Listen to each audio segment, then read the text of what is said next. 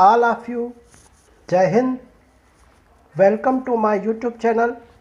मैं अजय रावल आपके समक्ष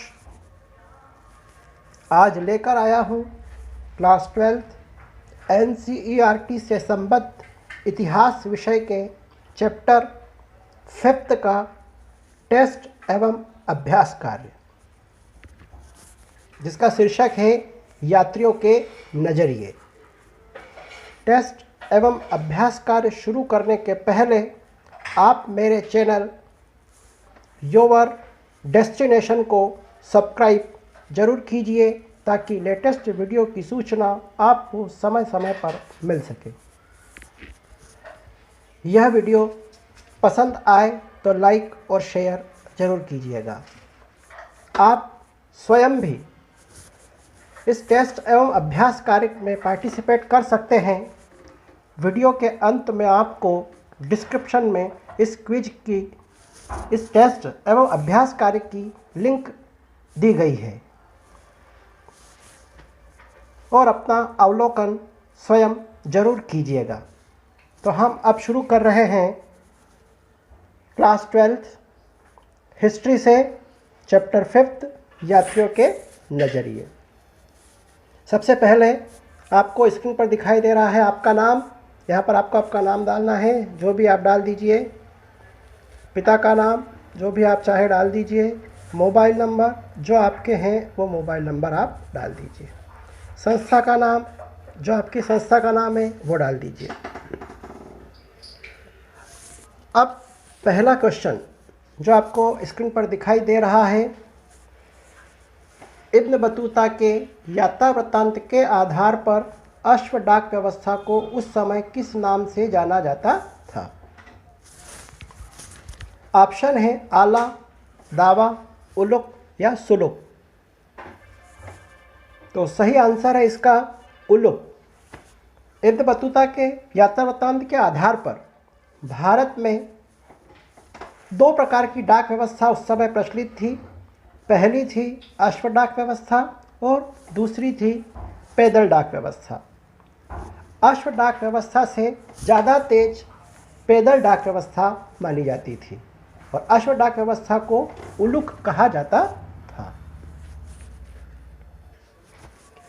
नेक्स्ट क्वेश्चन है आपका, दौलताबाद में पुरुष और महिला गायकों के लिए एक बाजार था जिसे क्या कहते थे?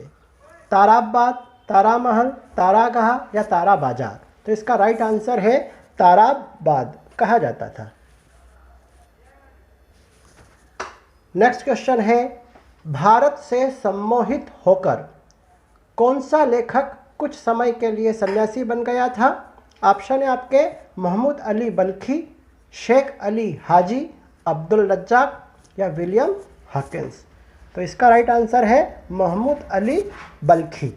यह भारत के साधु संतों से बहुत ज़्यादा प्रभावित हुआ, भारतीय संस्कृति से बहुत ज़्यादा प्रभावित हुआ और इसने कुछ समय के लिए संन्यास धारण कर लिया था. नेक्स्ट क्वेश्चन है आपका, इब्न बतूता के यात्रा वृत्तांत के आधार पर दिल्ली के किस दरवाजे को विशाल दरवाज़ा कहा गया है? ऑप्शन है आपके फतेहपुर दरवाज़ा, गुल दरवाज़ा, बदायूं दरवाज़ा या मांडवी दरवाज़ा.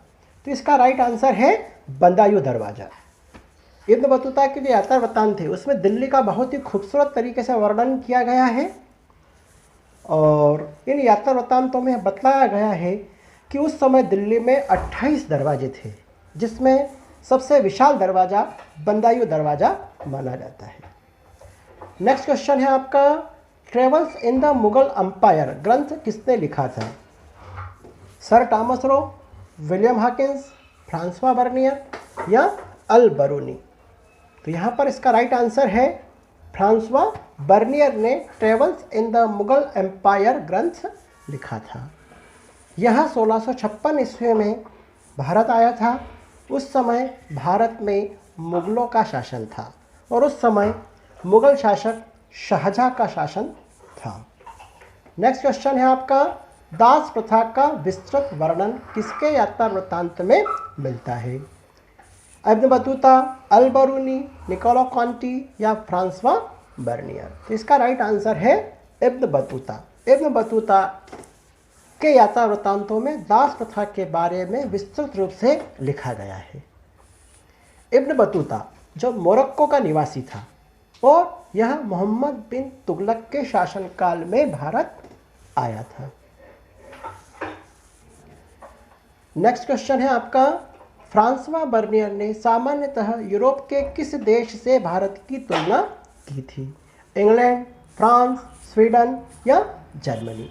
तो उसने फ्रांस से तुलना की थी, क्योंकि फ्रांसवा बर्नियर जो था यह स्वयं यूरोप का निवासी था और फ्रांस देश से संबंधित था, फ्रांस का रहने वाला था, इसलिए इसने फ्रांस से ही भारत की तुलना की है।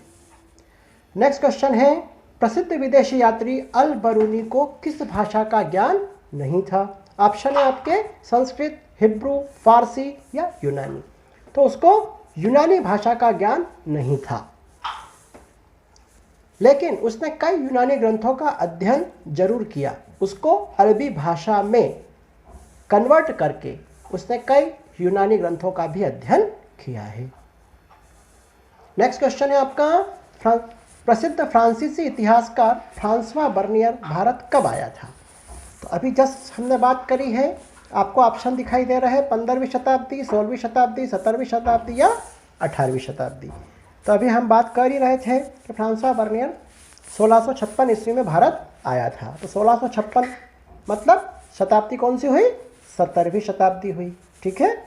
नेक्स्ट क्वेश्चन है आपका, अल बरूनी का प्रसिद्ध ग्रंथ जिससे भारत के बारे में विस्तृत जानकारी मिलती है। ऑप्शन है किताब उल रहला, किताब उल हिंद, किताब उल सिंध या किताब उल भारत। तो इसका राइट आंसर है किताब उल हिंद। ये अल बरूनी का प्रसिद्ध ग्रंथ है जिससे भारत के बारे में विस्तृत जानकारी मिलती है। नेक्स्ट क्वेश्चन है आपका, सही जोड़ी। ठीक है, आपको ए भाग में किताब उल हिंद, अबू अब्दुल्ला मोहम्मद, शिविर नगर, अबू रिहान और सती प्रथा, ये 5 ऑप्शन दिखाई दे रहे हैं। और बी भाग जो आपको ऊपर फ्रंट दिखाई दे रहा है, देखिएगा, फ्रांसवा बर्नियर, अल बरूनी, इब्न बतूता, तहकीक हिंद और मुगल कालीन शहर। किताब उल हिंद, किताब उल हिंद का जो सही आंसर, यहाँ पर बच्चे कई सारे कंफ्यूज हो सकते हैं क्योंकि किताब उल हिंद की रचना अल बरूनी ने की थी, लेकिन यहाँ पर इसका जो राइट आंसर है वो है तहकीक ए हिंद, क्योंकि किताब उल हिंद को हो तहकीक ए हिंद भी कहा जाता है। ठीक है। नेक्स्ट है अबू अब्दुल्ला मोहम्मद, ये इब्न बतूता का वास्तविक नाम है। ठीक है। तीसरा क्वेश्चन है शिविर। तो शिविर जो है, शिविर नगर, ये है मुगल कालीन शहरों को शिविर नगर के नाम से जाना जाता है। ठीक है। नेक्स्ट है अबू रिहान, जो अल बरूनी का वास्तविक नाम माना जाता है। और अब लास्ट बचा है आपका सती प्रथा, और ऑप्शन भी लास्ट बचा है फ्रांसवा बर्नियर। तो सती प्रथा का जो विस्तृत वर्णन किया गया है वो फ्रांसवा बर्नियर के यात्रा वृत्तांतों से मिलता है। फ्रांसवा बर्नियर ने बहुत विस्तृत रूप से सती प्रथा के बारे में लिखा है। नेक्स्ट क्वेश्चन है आपका, अब आपको एक शब्द में उत्तर देना है, और यहाँ पर जो क्वेश्चन दिए गए हैं उन क्वेश्चन में एक प्रश्न का आंसर भी है। तो आपको अपनी नोटबुक में इनको जरूर नोट करें और अच्छी तरीके से याद करें। एक क्वेश्चन के साथ 2 क्वेश्चन आपके तैयार हो रहे हैं। अल बरूनी द्वारा रचित यात्रा वृत्तांत जो भारत विषयक लिखा गया था, किताब उल हिंद है। इसी प्रकार इब्न बतूता द्वारा रचित यात्रा वृत्तांत जो भारत विषयक लिखा गया उसका नाम था रिहला। ठीक है।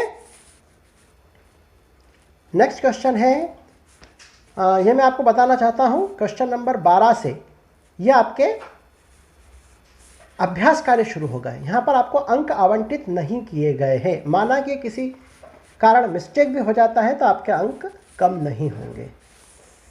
अगला क्वेश्चन है आपका, फ्रांसवा बर्नियर ने अपने यात्रा वृत्तांत में भारत की स्थिति को यूरोप से तुलना की थी। उसने भारत को यूरोप की दृष्टि में श्रेष्ठ बताया या निकृष्ट बताया? तो निश्चित ही निकृष्ट ही बताया होगा। अपने देश को उसने महान बताया है, तो भारत को उसने निकृष्ट बताया। नेक्स्ट क्वेश्चन है आपका, इब्न बतूता के यात्रा वृत्तांत के आधार पर नारियल का जो वर्णन किया गया है, नारियल की तुलना उसने किस वृक्ष से की है? तो आप अपनी बुक में देखेंगे इब्न बतूता के अतरतान के आधार पर उसने नारियल और पान के पेड़ के बारे में बहुत ही स्पेशली लिखा गया है, जिसमें उसने नारियल की तुलना खजूर के वृक्ष से की है। किससे की है? खजूर के वृक्ष से। देखा होगा आपने खजूर का वृक्ष, खजूर का वृक्ष और नारियल का वृक्ष दिखने में दोनों एक जैसे काफ़ी लंबे होते हैं, ठीक है। एक का फल काष्ठफल होता है जिसे हम नारियल कहते हैं, और एक का फल खजूर ही नाम है, और खजूरी उसके फल को भी कहा जाता है। अगला क्वेश्चन है आपका, इब्न बतूता भारत में लगभग 14 वर्षों तक रहा। इसी प्रकार फ्रांसवा बर्नियर भारत में लगभग कितने वर्षों तक रहा? तो वह यहाँ पर 12 वर्षों तक रहा था, ठीक है। अब हम आ गए बिल्कुल अंतिम क्वेश्चन पर। जाति व्यवस्था अर्थात वर्ण व्यवस्था के संबंध में अल बरूनी का क्या मत था? व्याख्या कीजिए। तो ये जो प्रश्न है ये आपका निबंधात्मक प्रश्न है जो परीक्षा में 4 या 5 अंक का आता है, ठीक है। यहाँ पर आंसर टाइप करने में काफ़ी समय लगेगा, इसलिए मैंने इसका आंसर कॉपी कर रखा है। यहाँ पर मैं पेस्ट कर देता हूँ, ठीक है। इस पर हम एक बार नज़र डाल लेते हैं। तो जाति व्यवस्था जो वर्ण व्यवस्था के संबंध में अल बरूनी का क्या मत था? तो अल बरूनी ने किताब उल हिंद में भारत में विद्यमान जाति व्यवस्था के विषय में लिखा है कि सबसे ऊंची जाति ब्राह्मणों की है, जिनके विषय में हिंदुओं के ग्रंथ हमें बताते हैं कि वह ब्रह्मा के सिर से उत्पन्न हुए थे। इसी कारण से मानव जाति में ब्राह्मण सबसे उत्तम माने जाते हैं। अगली जाति क्षत्रियों की है, जिसका सृजन ब्रह्मा के कंधों से हुआ था। इसके पश्चात ब्रह्मा की जगह से जिनका उद्भव हुआ वो वैश्य कहलाए, और अंतिम वर्ग शूद्र था, जिनका सृजन चरणों से हुआ था। अल बरूनी ने इस जाति व्यवस्था की व्याख्या करने में अन्य समुदायों के प्रतिरूपों के साथ साथ धार्मिक ग्रंथों का भी सहारा लिया था। तो निश्चित ही ये जो यहाँ अल बरूनी ने जो जाति व्यवस्था के बारे में बताया गया है, निश्चित है ये आपने कहीं ना कहीं हमारे धार्मिक ग्रंथों में कहीं ना कहीं निश्चित ही सुना होगा या कहीं ना कहीं आपने पढ़ा होगा, ठीक है। उसी को आधार मानकर अल बरूनी ने अपने ग्रंथ में इसका वर्णन किया गया है। यहाँ पर एक महत्वपूर्ण बात बता देता हूँ मैं आपको। ब्राह्मण जो सर्वश्रेष्ठ माने जाते हैं और यह विद्या अध्ययन का काम करते थे, और क्षत्रिय जो थे वह प्रशासन चलाते थे और सबकी रक्षा करते थे। और तीसरा वैश्य जो थे, वैश्य व्यापार व्यवसाय करते थे, इसमें किसान व्यापार व्यवसायी सभी आते थे। और चौथे जो शूद्र थे यह इन तीनों की सेवा करते थे, ठीक है। अब हम इसको सबमिट कर देते हैं। सबमिट पर क्लिक करा। यहाँ पर आपको स्क्रीन पर दिखाई दे रहा है व्यू स्कोर। स्कोर जानने के पहले आपको यहाँ पर नीचे 3 ऑप्शन दे रखे हैं। सी प्रीवियस रिस्पांस, आप इसके पहले टेस्ट किस किस ने दिया तो आप यह देख सकते हैं। दूसरा ऑप्शन आपको दे रखा है एडिट यूर रिस्पांस, यदि आप यह टेस्ट जो अभी दिया है यदि इसमें वापस एडिट करना चाहते हैं, अपने आंसर को बदलना चाहते हैं तो भी आप बदल सकते हैं। और लास्ट ऑप्शन दे रखा है आपको सबमिट अनदर रिस्पांस, यदि आप एक बार फिर से टेस्ट देना चाहते हैं तो पूरा टेस्ट फिर से ओपन होगा और आप फिर से टेस्ट दे सकते हैं, ठीक है। अब हम आ जाते हैं व्यू स्कोर पर।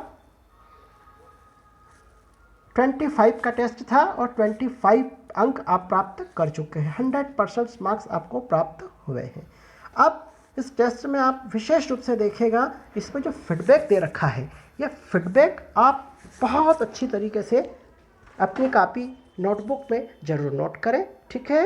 दिख रहा है आपको फीडबैक, ज़रूर नोट करें। हर क्वेश्चन के पीछे जहाँ जहाँ पर आपको फीडबैक दे रखा है उस फीडबैक को आप अवश्य ही अपनी कॉपी में नोट करेंगे, ठीक है, ताकि आपके नोट्स भी बन जाएंगे और आपको किसी प्रकार की कोई समस्या नहीं आएगी। और आप भी इस टेस्ट को दे सकते हैं। वीडियो के लास्ट में डिस्क्रिप्शन में मैं इसके लिंक सेंड कर दूंगा, तो आप उस लिंक पर जाकर भी अपना टेस्ट दे सकते हैं और अपना स्वयं का अवलोकन कर सकते हैं। Thank you.